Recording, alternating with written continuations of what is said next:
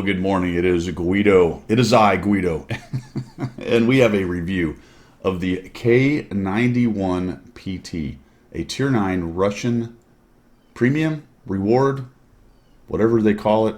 It doesn't make extra credits, but makes extra crew experience tank. Or extra experience or something. I don't know. Somebody will fix me down in the comments. What I do know is it is not a premium tank. It is a reward tank, and it is the first sort of reward TD. It's a casemate TD, as you can see right here. The reason I say sort of is the Foch 155 and the FV215 XYZ123 at tier 10 are basically the same kind of tank, but this one is a prize from Battle Pass. So there's 5 tanks now. The Char, the AE-1, the 777, the Kunze-Panzer, and now the K-91. Kunze-Panzer and the K-91 being the 2 new ones for this year. All right. Standard stuff. We're going to have an overview. We'll take a look at the tech tree, the 3D model, comparison amongst its peers, my stats, my setup, and then some gameplay examples of the K-91. Where to start? Where to start with the K-90? Well, it's a casemate. Not my favorite kind of gameplay, but it is mobile, and that's good. This is a bit of a schizophrenic tank. Every once in a while we run into these weird ones that are sort of one kind of tank and sort of another. It's mostly TD, but it can do some medium things, mostly based on its mobility and its ability to fire rounds downrange. That being said, it looks like it has pretty good armor, but effectively it's not that great. And it's a casemate, which really limits its flexibility despite its speed. It takes a little bit of care in order to do that. So it really is a strange one. Has a low alpha, but it fires fast.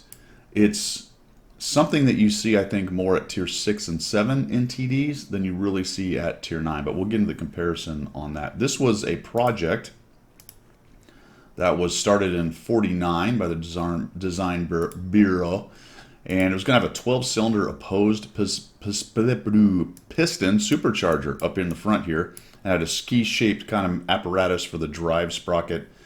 Notice here, you dig in here, you can see there's actually a return kind of roller guy right there. It looks like a really nice place for binding with a lot of garbage on the tracks. But it does have a very unique track layout right here, and the road wheels and etc. and etc. So very interesting. It does have 5 crew somehow stuffed in that little guy with 2 loaders, which can be a little bit problematic, but there are a number of tanks, TDs especially at this tier, the 705 for example, and I believe the 263, that have the same loadout or layout for the Russians. So as far as crew moving around, that's pretty good. Low profile makes it a little bit harder to hit.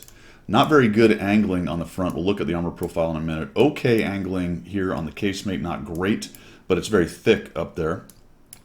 Quite a large gun mantlet, not great depression. Most of these rear-mounted gun types of TDs have bad depression just because there's a bunch of hole up front there and it just limits its ability. Plus, if you look at it, the roof is right there. And all the breach and everything really isn't going to be able to move a whole around in there a whole lot. So there it is. This is a weird one, man. So we're gonna slog through this. We'll talk about it. Like I've said a couple times, I will have a video out where I talk about all 5, and I'll kind of rank order them based on what kind of player you might be. So expect that. But let's get on with the review of the K-91 PT Tier 9 Russian casemate, sort of premium but not really reward TD tank thing.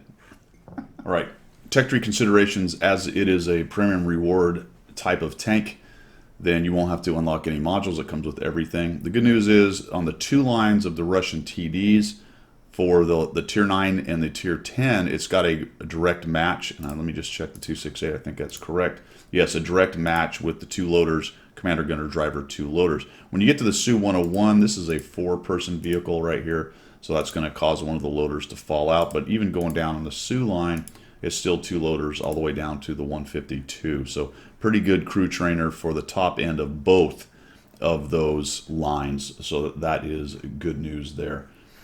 All right, let's move on to the 3D model and take a look at that armor. So about 260 is the number. We'll take a look in the comparison when we get there. Problem is that's the top of the casemate, folks. That's the top of the casemate. The The hull itself, while it is very thin and it is a low slung tank, so that will help a little bit in minimizing the amount of times you can be hit there. Once you get into a brawling situation, remember I talked about it being flexible because it's fast and you might be able to do some medium things. Well, you start getting close, people are just going to lull pin the armor on the front because it's just really not that thick. Tier 7s are probably going to have a pretty easy time. They will struggle on the upper superstructure though, so as long as you can be hull down, fantastic. Smart thing to do just about anywhere in this game. And cover up the weak hull, then you've got a fairly decent, reasonable chance of bouncing things off of the casemate right there. So very thick, very bad. That's pretty much the story of this thing's armor. The side is more or less non-existent in there. All right, let's go on to the comparison amongst its peers. For the comparison, the standard act is to take all of the equipment. All buffs are off. You have 100% crew in here and the basic full-up tank with all its modules. So no buffs, no crew experience, just the tank and 100% crew as a baseline for each one of these. I grabbed a selection of them. There's only so many tier 9 TDs, but they kind of run the gamut. You got the fast ones, the fast agile ones tend to not hit as hard. You've got the big slow ones that hit hard, and then you have the paper ones that hit hard. It's a weird situation. As you can see, this doesn't really fit any of these. Maybe the closest in playstyle is potentially the Object 263 for those of you who play it aggressively, because it is quite a mobile TD. Remember, it used to be a tier 10. It got down tiered to a tier 9 and nerfed a bit along the way. The Conway is also mobile, can be used as a medium-ish / heavy-ish tank at times. So those two are probably the most comparable in play style, although you've got the Russian 704 and this 263 as its stablemates for the Russian, which we talked about, the cruise fitting right there. Right off the bat, what you're going to find out is its average alpha, or its alpha damage is terrible for a TD. 390 is not great. The Conway has 400, and that is a struggle for it. Tier 9 TDs are generally known for thumping and doing some pretty dang good damage. And at 390, when you roll that 350, that 330 roll, you're going to go ouch. Tier 8 heavies do that kind of damage. But it fires quickly at 7.28, which gives it a DPM, a reasonable DPM of 2,838. And that is near the top of all of these tanks right here, minus the Conway with its insane 3,209. So its DPM is good, even though its alpha is kind of bad. But the question is not necessarily whether it has DPM, but what is its effective DPM? What does that mean? How easily can you get those shots down range? And this thing requires a bit of care and feeding because it's a little bit ungainly. It's got 10 degrees each side on the gun traverse, so it's a casemate, unlike the Conway, which has a much more flexible turret. So that's one thing against it. It has only minus 5.5 degrees depression, as you can see right here. That's another thing against it with the Conway at minus 10. Most of the TDs struggle a bit with the depression unless they have a turret. I didn't put the T30 up there with its awesome minus 10, I believe it is. But these are all things where you have to look at and go, all right, I have a 2,800 DPM. However, how easy is it for me to get that down range? And this thing has a few things against it that make that a little bit difficult. 2.49 on the aim time is okay, not nearly as good as the Conway or the WT. It really is in the 704 regime. The 263 is known for being a pretty accurate and easily aimed gun, even though the dispersion is worse than the K-91 at 0.38. It's at 0.41 right there. So I think the closest analog is the 263 to some extent. 263 has some pretty good frontal armor, although its whole armor is much better than the K-91. And it is a kind of mobile tank like the 263. But we're going to talk about the one place where the K-91 shines above the 263 in just a minute in that case. There's that whole armor at 260, and you've got the 263 at 250. But remember, the 263's hull is pretty darn good, whereas this thing's upper plate and lower plate, not very angled and not very good. So not exactly a direct analog right there. When we get into the mobility, this is where the K-91 really shines. This thing does 52, which is actually 3 kilometers an hour slower than the 263. But here's what's cool about the K-91. The traverse speed on the tracks is 46. That is very agile for a TD. That means the ability of the hull to shift. It is very quick, whereas this thing's a bit of a boat. Plus, it's very long, and it only has a 26-degree traverse speed. What that means is with a shorter hull and a faster traverse speed, this thing has an easier time spinning and putting its gun online. That's the bottom line right there. So it's very fast. and it is very agile in regards to the hull being able to spin, and it's a relatively short wheelbase, as it were. This thing is quite agile for a TD, and that's one of the things in its favor when you start talking about, I want to get on my horse, be mobile, get around the battlefield, and affect different parts of the map. Whereas you have a T-95, for example, is completely on the other side of that. It just sort of plods along and hangs out where it is. You pick a flank, and that's kind of where you are. This thing is much more flexible in that regard, but you're trading all that off for a lighter hitting gun and maybe a little bit more difficulty getting the shots downrange, and perhaps not as reliable of armor as the T-95, yada, yada, yada. All right. And then we get down here, and it has a good camo. So you might go, okay, maybe I'll camo snipe with it. Yeah, but you're camo sniping with a 390 Alpha gun. So how really effective is that?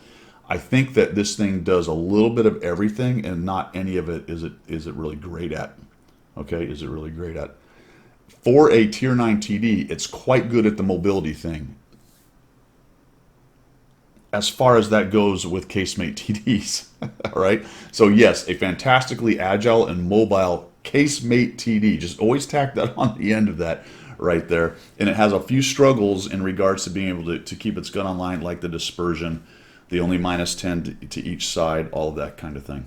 I didn't talk about the pen. The pen is decent. Unfortunately, its premium round falls down a bit. It's got 258, which is okay. You can see it's near the bottom of the rest of these guys. But you press number 2 and you only get, I think, 300. We'll look at it in just a minute. That's not great. That's not great, because you have a 390 Alpha gun that's not really hitting that hard anyway. And it's got an okay standard pen. But when you're facing 10s or heavily armored stuff, you're a TD, man. You're going to want to press 2, and then you're not really getting a lot of bang for your buck on that. So you're more relying on your mobility, the ability to get around the side of things, that kind of stuff, position yourself in good angles. And then you have to ask yourself, why am I doing this in a casemate TD? I told you it was a bit schizophrenic. It was a bit schizophrenic. The good news is, though, for you casemate TD players, it does have some capabilities that other casemates don't have. So provided you play carefully, you can leverage those pretty nicely. View range is nice at 390. It's at the top of the rest of these things. How? This is a balancing decision, folks. I mean, come on. It's a low-slung tank. Usually higher tanks have better spotting ranges. It's also a casemate all buttoned up. It shouldn't really have 390, but it does. All right, it does. And that's really going to help it in its mobility game just a little bit as well. So it's a balancing decision. And as I said, its camo is really quite good at 21 for a Tier 9 TD. That's quite a bit, actually. And so if you want to play camo sniper thing, this camo sniper tank, it can do it.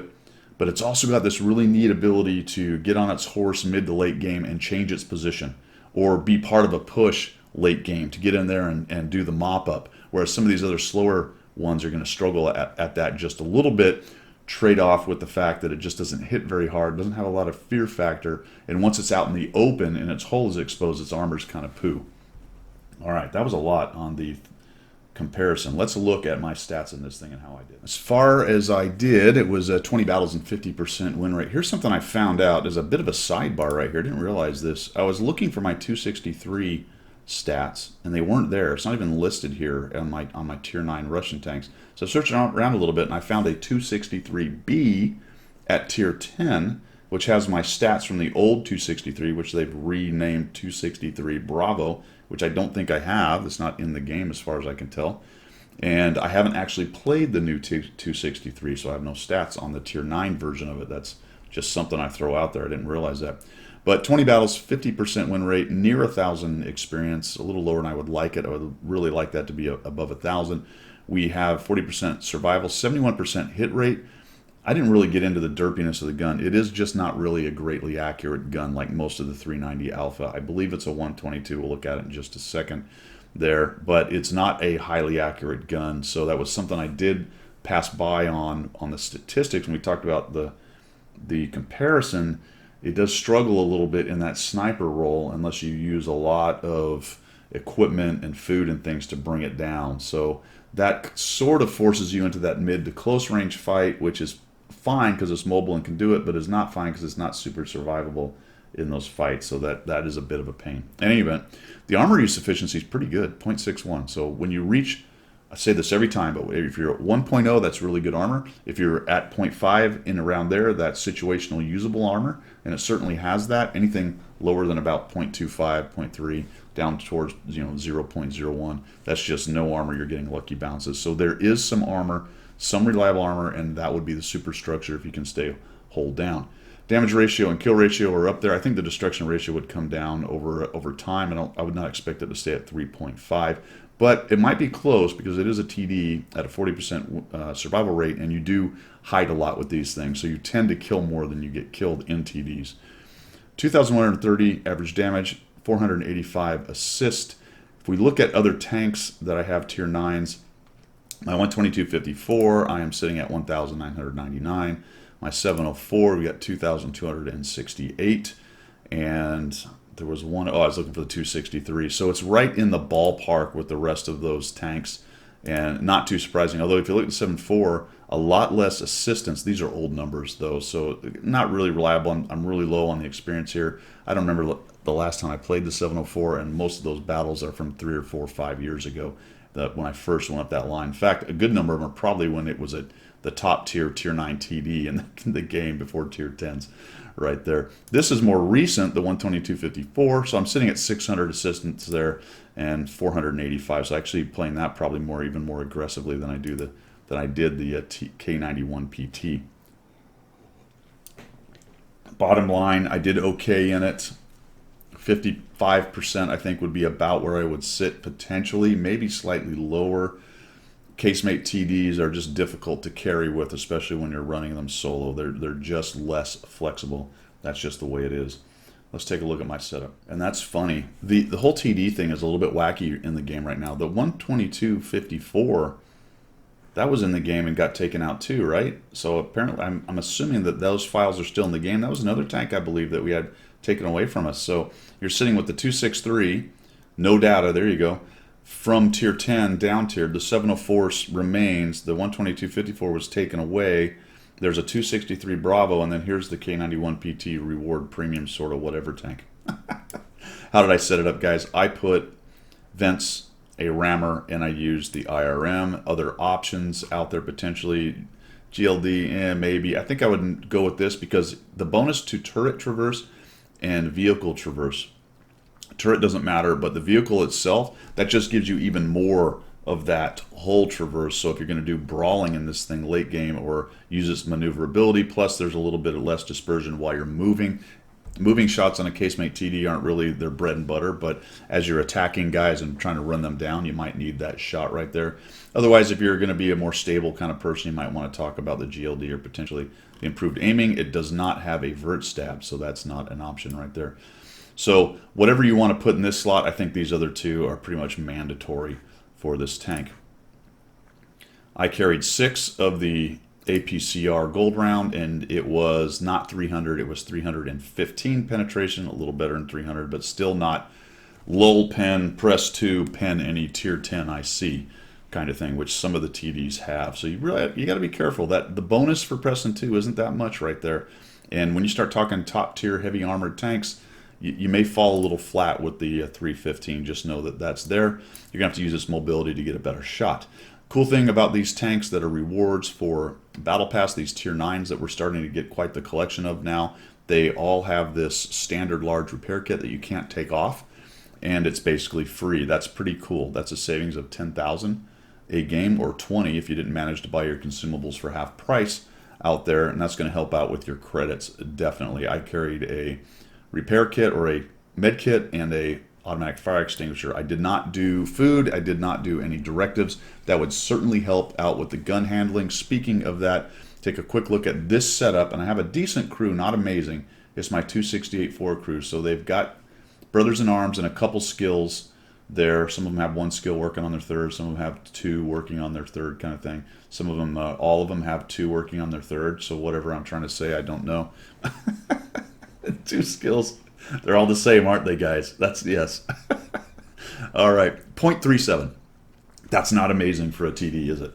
In fact, that's a little bit painful for a TD. So some food and some directives maybe would help you out and bring that dispersion down just a little bit. But it is brothers in arms, so as you can see, you're you're going to struggle to get that really accurate sniper kind of tank. And my DPM with this setup is 3,300, which is not bad. Not bad at all. All right, that was my setup. I'm going to give you 3 examples of gameplay for the K-91 PT Tier 9 Russian casemate premiums reward sort of thing tank. Let's look at the example. First example, Himmel's Redshire Dorf line Siegfried. Siegfried line, we're just going to bully. If you've watched me play, you know I love to go to this spot right here in almost any tank. I saw this setup. I'm top tier. The T-30 I'd like to avoid, and the M103, they're trouble. The rest of it, I feel like I can just really get in their face. It's a new tank. Who knows? A lot of times people see these new tanks. They don't really know where to shoot them. So I am in the middle of the city. The problem with this plan is, as I said earlier, the hull is really exposed in this position. There's a couple spots to go okay hull down, but not great. Someone comes around the corner there and just starts shooting my hull. I'm going to get shredded. There's the 103. EBR's raging through, and I decide, you know what? I got this really cool casemate that's got a lot of armor. Let me just go hold down here, and maybe I can get just enough. Got to do a little shift Reno here. Maybe I can just get enough and go boink.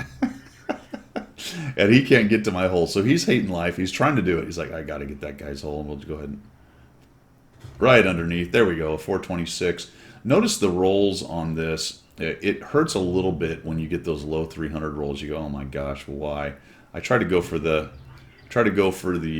crease there, but I'm not able to because I go ahead and fire into the upper plate, which is pretty strong on this thing. I'm auto-locked like a Muppet. I'm just trying to get the thing. He's doing a really nice job here. And then he gives me the lower hole. He doesn't realize. And then I just drive on top of him because why not? There we go. Bully, baby. And now watch. What I want you to watch here is I'm going to take on this 44. And this is the hull maneuverability where this thing is so agile in this bully mode. It's a good thing you didn't have any friends to come over and take me out. But I'm just going to actually go after this dude. We'll just go auto aim, boink. And he tries to go around me, and I say nope. And he goes, ooh, that was actually pretty nice Olay on his part right there. But I can scrape him off. Look how just agile this stupid thing is. Backward speed is good. Forward speed is good. I can spin with him. He just has no chance. He can't really get away from me. Just hit him again. Look at this. Most mediums can get around TDs like that, especially agile, fast ones like the poor T-44, but he just gets absolutely annihilated by Mr. Bully Boy. So we'll just hang out here, and that's really what I wanted to show you right there. In the right situation, it can be quite the aggressive little TD. So there was no sniperino here. I just went straight at these guys pretty much. He takes a hit, and we'll start looking around. There's still the 103 and the T-30. We're in really good shape at 7-3. This map in particular, teams throw away this lead on maps like this a lot by doing exactly what I'm doing, just sort of driving out at them. Oh man, we'll just shoot him like that. Auto aim is good for TDs like this. Thank goodness the T-30 either missed or was maybe shooting at the guy behind me. I don't know. Not sure what he was shooting at, but thank goodness. I decided not to go out there and get double tapped by the 103 and the T-30. Imagine that. I'm trying to use the brain sometimes, guys. Sometimes I want to use the brain.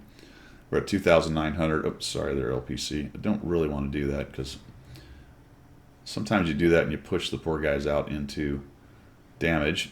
Let's see if we can go ahead and shoot this guy. No, can't quite get to him. And there we go. Sneak that one into the crease right there, into the turret ring. Just come around and shoot him in the face. Oh, okay. Yep.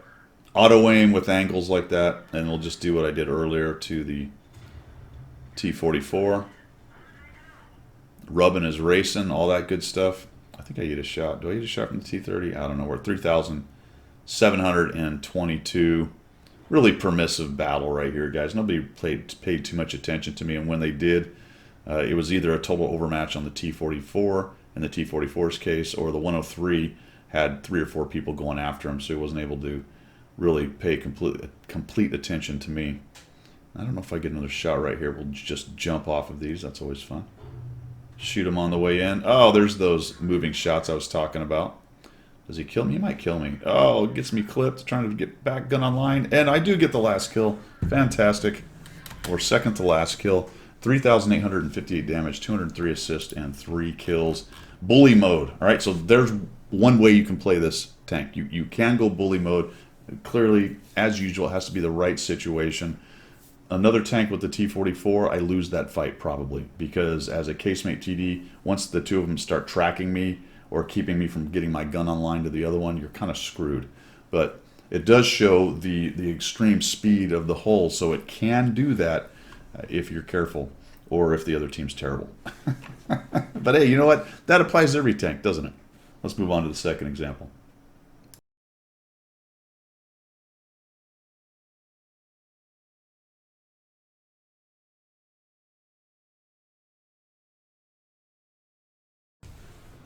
All right, here's the second example. We're going to show some of its flexibility with its speed. It's a small map, so it's easier to be flexible on a small map. I got another one later on. I may actually do 4 examples because I called one of them Feast or Famine. This tank, I waited to do the review on it because when I got done at 50%, I went, I don't really like this thing very much. Now I've gone through my replays, done the review up to this point, and I'm thinking, you know what? This thing has grown on me, and it did while I played it. And it just seemed like Feast or Famine. And I thought I was doing kind of terrible in it. And really, the numbers are decent. And looking at some of these replays, I was either dropping 3,000 or 4,000 or getting annihilated. Now, if you're going to play a casemate aggressively, that's kind of what happens, really. At the end of the day, you either have really great games or you get annihilated with the aggressive casemate. And here's the reason. We're going to go off track a little bit from the K-91. Just watch the gameplay. The reason that happens in this game with casemates is usually casemates are hiding in the back. And they're inflexible. So if you get forward and overextend it, it's easy for them to kill you. But if you bring that good gun forward into the fight where the mediums and the heavies are, that's an extra gun that the enemy probably doesn't have there because their casemates are probably camping in the back. Have you ever noticed sometimes when you get these really big romple stomps and you go to the heavy brawl or the medium brawl area and you just get overwhelmed and the next thing you know, one of their casemates is there adding in his 500, 600 hits in the armor and he just breaks it open for them? It would have otherwise been a fairly static or neutral brawl, but a casemate or two from the enemy team shows up and yours are still at the cap, hanging out in the bush somewhere. You ever notice what a difference that can make? So that's kind of why I play the casemates the way I do there. Now, this is not super aggressive. This little bush right here is nice to kind of keep their heads down here. So we're just going to keep working on these guys, and I don't know why. Oh, man, I just missed that shot. And then I got rammed by the IS-3, and then maybe, I don't know, maybe I slipped. My finger slipped or something. I don't know. Oh, Mr. Grumpy. Okay, there's that accuracy. Oops. But I think it actually gives one back to me right here. So we're just trying to lock these guys down the middle, and I think, what on earth? Are you really doing that? Okay, fine. So we'll get rid of you. I don't know what possessed him. It looked like a Guido move. I'm like, hey, is that me trying to get up the hill at the wrong time? That's crazy. And then here he is. I think I sneak one on it. No, that's not it either. That is not it either right there.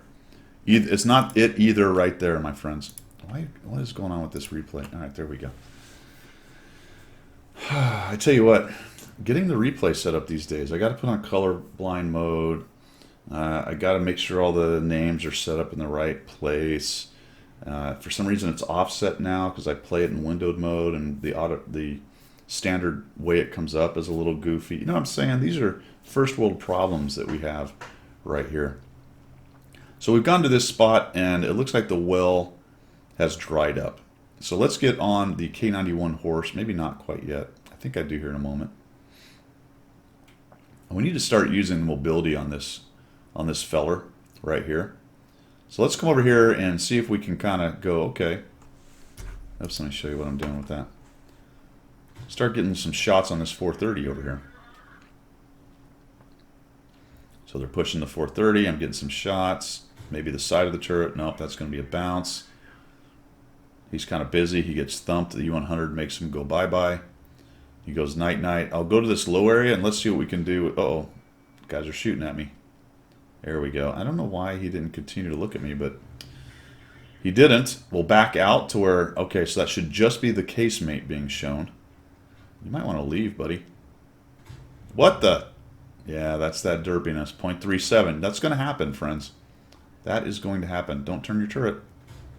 You turned your turret. I told you not to. There's a 360, right? A 360, a tier 9 TD, and you're just very disappointed with a 360. That's why the alpha can be a bit tricky on this tank. I don't want to just walk into where their TDs are back there, but I'm looking at going, self, 1, 2, 3, 4, 5, 6, 7, 8 tanks. Well, well, well. It looks like maybe nobody's camping up on the hill. If there's someone up there, it's one. So we'll use that mobility. We'll come on up the hill. It's hard to use a casemate on this hill. It's really hard to use a casemate without much gun depression on this hill. But we'll see what we can do. They're all over the cap, and this is a problem. We're starting to wrap around. Our guys are winning over on the west side. That's good. We'll use this bush to sneak in, and are we going to be able to get any shots here? We just want to find one of them, but they've got 33 seconds. Right now I'm wishing I'd actually gone off the hill and around, so I'm really just kind of hoping one of them makes a mistake or gets lit by one of our guys. CS63, look at him bombing around the south of the hill right there. He's yelling help. He's like, I am going to get you guys a light, and I'm saying, you go. You do you, my friend. But that's not great because the guy's behind the rock, or the building. So he rages in, and holy cow, he just saves it for us right there. And I finally find this dude. There we go. Whew. Thank goodness he had some of the hit points. So the CS63 saves the day right there, to be quite honest. The rest of us are just playing Sniperino, being totally lame. CS63 gets the SM out of the way. I knocked that building down. I don't know why. Maybe for future reference. CS63 sitting there. We're in good shape, but for whatever reason, there's two guys. I don't know why the Udez and the Progetto are still on the island. Anybody know why? I don't know why. I don't know why they swallowed the fly. Finally, jeez Louise, how long does it take for a guy to figure out he needs to get off the hill? You know what I'm saying? But here's that mobility. Decent speed, cruising around. I'd really love to be able to go save the CS63. I don't want to go around the other way because the T-30 is sitting right there. So I'm going to go try to go wide, see if I can't get in there with the CS63 and do so. What is the Udez and the Progetto doing? I think maybe they can't move because the E50 is spotting them or some such. I can't. I don't know. I don't know what they're doing. So we'll come around this way. There's the 252U. Where's that T-30? Can I sneak a sneaky shot on him? There he is. He didn't even see me coming. Hello. Bye-bye. Thank goodness he was a one-shot, so 376 takes him out of the game. Sort of expecting the 252U to come out there. The E50M gets spotted with the T-30 out of the game. That gives us some options. We'll just long aim time. Oh my God, that takes forever. You know what I'm saying? It takes a long time. The gun's just not comfortable. It's okay, and you've got good DPM, yay, but the ability to employ it, right? The effective DPM is just a little bit limited by the gun and the derpiness and the aim time and the dispersion and all that good stuff. Here comes the WZ. What's this guy doing? He's going to over-rotate? Possibly. Yeah, there we go. Over-angled. We'll just shoot into his side. We're up to 5 kills, baby. The 252U decides he needs to go get rid of this guy. I think you probably needed to do that early. Look at that, 338. That's what hurts my heart. You know what I'm saying? 338 hurts my heart. Let's just come around here. Well, auto-aim. There's that flexibility, a fast casemate TD, that nice ability to turn sharp because of the hole traverse, and that's one of the biggest weaknesses for TDs, going around corners and trying to get their gun online. They're just slow to do so. It's nice to have one that's fast, and when you're that close, you can auto-aim and have a reasonable expectation to take that big derpy shot into a side. 6 kills, 3,273, 1,466 assists. Let's go to the third example.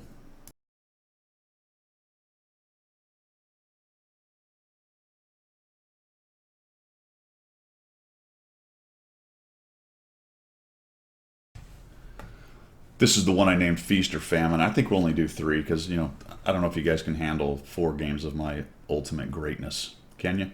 Top tier. This time bullying tier 7s, which is going to be very nice. But there's a Centurion, and I played aggressively once again. There are some arty to deal with here. I'll sneak back around here so I don't get thumped by the 4043 or that S51. S51 has a really derpy gun, but man, when it hits, that is no good. Feast or famine. When I got to this point, I think I have 2 aces in it. 2 of these games, I believe, are 2 of the aces. This might be the second one right here. This was near the end of the run. I'll just take a shot into that little place there. I knew I was going to get spotted by the T20 coming up there. I like this controlling position, but you'll notice it's just not that easy to use with a casemate TD like this. This map, oh my gosh, this map needs a lot of help. You know what I'm saying? Look at how many guys we have over there on the west side. Think we got the west side covered? I certainly hope so. Hope they got the west side covered. For a wonder, we have some people going around the edge, so at least we haven't given up every part of the map. That's a good thing. T20's coming in, trying to beat up on the Leo. He's in big trouble. There's 2 T20s. Down goes the Caro. Down goes the Leo. And we've already given up 2 tanks. So I'm trying to anchor this. What's interesting, we don't have anybody on our sniper hill to the north of us right there. That's something a little bit different. But we don't have a lot of TDs. Our WZ is camping down on the 1-2 line. That's not unusual. The Super Hellcat is in a bush on the 1-2 line. Great. So they're both in the same exact spot. You know, every once in a while I go to that spot. I don't know what this 54 Mod 1 is thinking. Look how long that aim time is. That's what I was talking about. It's just so painful. I'm just hoping one of those 2 RDs doesn't hit us right there. Please don't hit us. Please don't hit me. There we go. That spot where the WZ and the Hellcat are, the Super Hellcat, it feels like this really cool bushed up spot. You're relying on somebody to drive by you in this like narrow band of shot azimuth, and that's it. That your entire game is staring at about 20 degrees of shot azimuth, and people have to be complete muppets to actually give you shots from that position. It's the worst, probably the worst, one of the worst of ever. It's not a good position. Stop going there. Stop going there. Do not go there. It's terrible. I get caught up on it too, in it too. On it, in it, around it, above it, below it. I go to that spot every now and again, and then I'm reminded immediately of what a dumb spot it is, especially for a good gun like the WZ. We're going to continue to try to at least control this spot right here. I'm expecting maybe the Tiger or somebody to come around. There's also the 2 T20s. There goes one of them. That's no bueno. He's going to get me lit. The really good news for me on this game is I did not get much attention from the Arty early on. We've already given up 4 tanks. In fact, they killed one of our Arty however that happened. I'm assuming it got countered.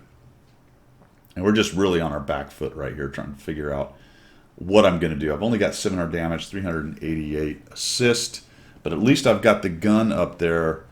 Reference what we talked about a little bit earlier, sneak a little cheeky shot on him right there.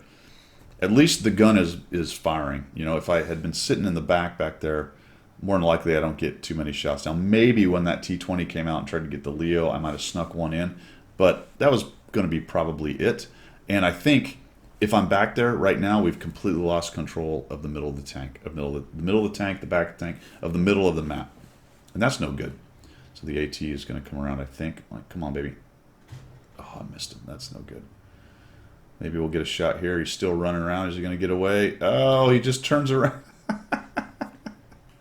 Dang it! Missed opportunity. Missed opportunity. I should have waited a little bit before I went after that shot. They're Awful Panther and 2 T20s, and this is a very dangerous place to be right now because if all 3 of those guys come after me, I don't have a lot of help.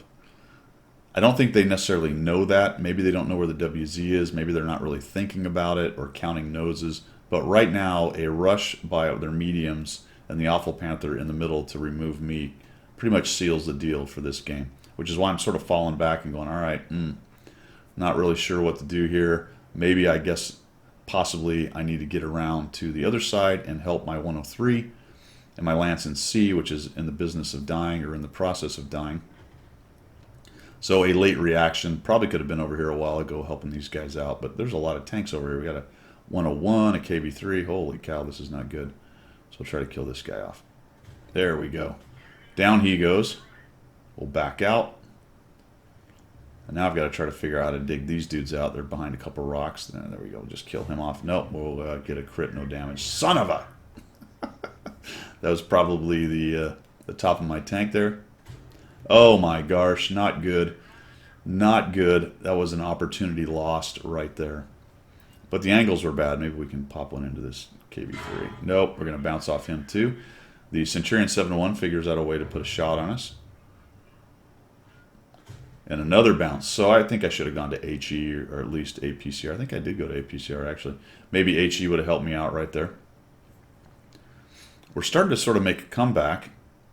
And then he sneaks out of the way. Take a bit of an ill-advised shot. I think I'm not spotted, but I'm not 100% sure. Dang it! Somebody kill this guy. There's kind of a weak spot to the side of that thing's turret. I'm trying to find another bounce off of it. And I'm running out of APCR, but the rest of the team has done a decent job of neutralizing these guys. Let's see if we can sneak one in. There we go. Maybe we'll get him this time. Ow, that hurt. Yes, finally. Finally, we get into that guy's little side cheek where it's a little bit weaker. And then I noticed that KV3 has defeated my 103. The reason I don't go after him, even though this thing is quite mobile and I can probably beat the KV3 alone, is there's still 2 arty, which once I get away from the hill, I might be able to be hit. And there's a T20 up top. So I'm just going to back out of this thing and maybe we can get a shot on this guy. But there he is. So he's going to make an effort to come around here. I'm just going to go lower so he has to come higher to get a shot. I'm also trying to avoid their artillery a little bit by hanging out right here. Get lucky on a fire. That's going to drop a bunch of extra damage on him. I am exposed to their arty about right here, depending on where they're sitting. Again, I don't go after the KV3 because I'm worried about the T20 shooting me from above and their arty. So I'll just use this clever little guy's mobility to see what's going on. We're down to 9 shells though. We've only got 11 shells total now. So I won't say that this tank is necessarily shell limited, but if you take a lot of shots, and because it doesn't have a lot of alpha and it takes a while to chew through targets, you might on occasion run into a low shell count problem with this particular tank. So let's just go change what we're doing. Let's go this way. I'm pretty sure I'm going to get seen by the T20. I'm hoping I can get pretty far before he sees me and takes too many shots. There's one. That sucked. Thank goodness he didn't track me. Are we going to get around? Yes, we are. Fantastic. Their T20 is spotted. Let's just turn around, and we're going to try to take this dude out. Oh, geez. Just the... Oh, gee. Son of a... What? Oh. The inflexibility, my friends, of the Casemate TD can be very tricky. Question now is, where is that E75 going? He shows up and starts bullying me. It can be a very long day past that. So let's just go take a peek. Maybe he's over here somewhere. Go down the low area. And you know what? Let's change this. Let's just go after the arty.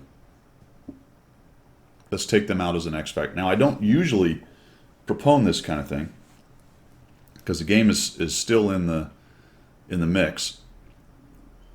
But because of the E75's low spotting capability and the T20 being on the hill and the KB3 right there, I don't think there's anyone over here. Now, they have an LT-432, but he hasn't showed up.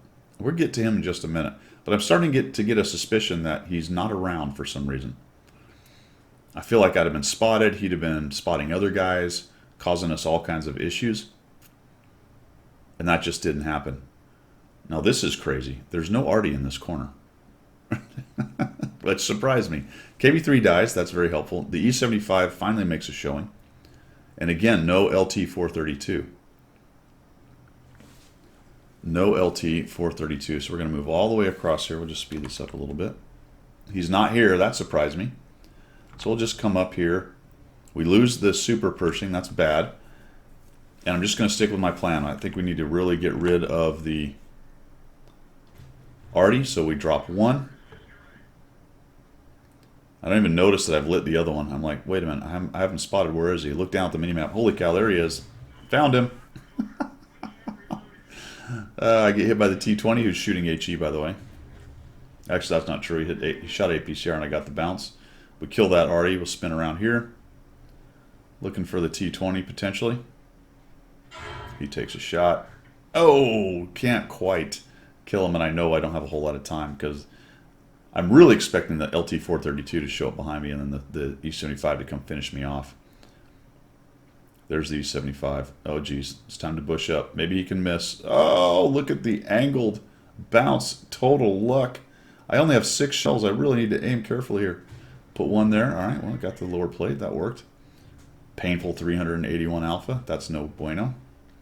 Where is this guy? Shift with the hole a little bit. He's coming at us, folks. All right. Bush step shot into his side.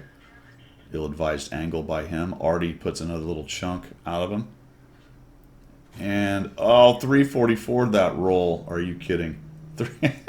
Remember what I said about the painful roll? He spots me, but I'm actually able to knock him out. And we're at 3,934 with 6 kills, baby. 6 kills. We'll go ahead and turtle up here real quick.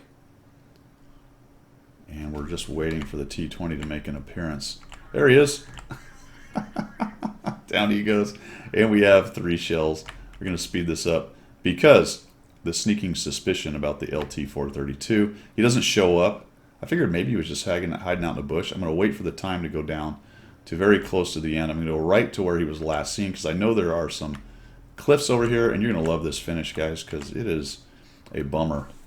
I gave it away, but I have 7 kills, right? 8 kills is an award. Man, you know, it's just, this is the perfect setup. Here I come. I am just going to land on this guy and take him out. It's going to be fantastic. Watch. Here we go. And we'll get him. Oh, wait a minute. Oh, no. Oh, no.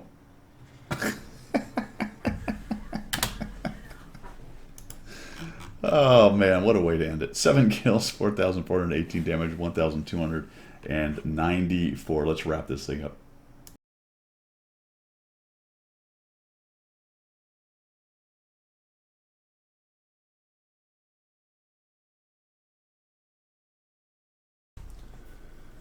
All right, what is the final verdict on the K-91 PT Tier 9 Russian TD casemate premium-ish reward tank?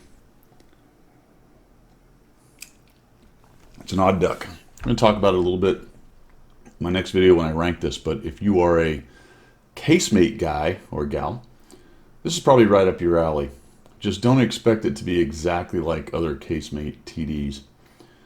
It definitely has some more flexibility, but there are drawbacks. So the balancing factors of having so much mobility balanced against things like kind of a derpy gun, not much gun depression. But there's a lot to like about this tank. There's definitely a lot to like about this tank. It's not really going to be your sniper TD, but you can do that in a pinch. It's not really a fast medium with lots of flexibility, but you can do that in a pinch. So I think you get what I'm talking about here. It is a bit of an odd duck. I liked it. I think my results were better than I liked it, and it's growing on me a little bit. We'll see what happens after I get to 100 battles on it. Eventually I will get to 100 battles, and we'll talk about it then. But I certainly don't dislike it as much as I did at first. So it really seems to be a tank of extremes. You know, when it works, it works. When it doesn't, it doesn't. And I know that's all over the place, but that's all I can say about it. That when you have these tanks that have these kind of different niches in this game, the ones that try to be a little bit of everything, sometimes they fall completely flat. Sometimes they're really good, but most of the time it's one of these things where in the right situation they're fantastic, and in the wrong situation they're awful. So you get that feast or famine kind of idea out of it, and I think that's where this tank really lies at the end of the day. For me, ranking it amongst the 5, it would be the last one that I would pick. Although it is a bit of a toss-up between this and the 777. This might just get the nod over the 777 for the last, or the number 4 spot out of 5, only because it is unique and the 777 really isn't very really isn't very unique. But if you are a TD player, this is really the only TD that's out there. I think there's a lot to like for you with this tank. All right, hopefully I've covered all the bases and not really come down to an actual decision. That way I can just act like, you know, whatever you guys say, I agree with. All right, that's how that's how we want to do this. That's all I've got. I hope you enjoyed this review. Let me know what you think down below. Thanks for your support for the channel. If you're looking for other ways to do so, you can find that in the description. That is all I've got. Bye-bye.